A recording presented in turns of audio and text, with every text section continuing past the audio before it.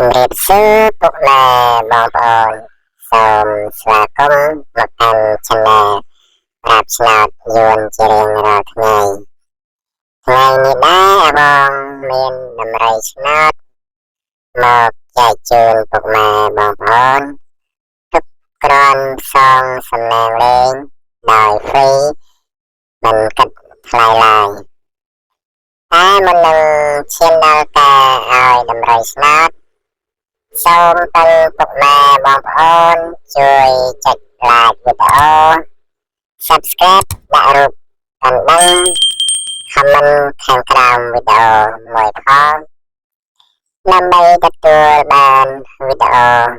ប្រាប់ដំរីឆ្នោតជារៀងរាល់ថ្ងៃចឹងហើយកុំឲ្យរងចាំយូរចាំស្ដាប់ទាំងអស់គ្នាអាវងឆ្នោតចេញអីអាវងឆ្នោតចេញអីស្រប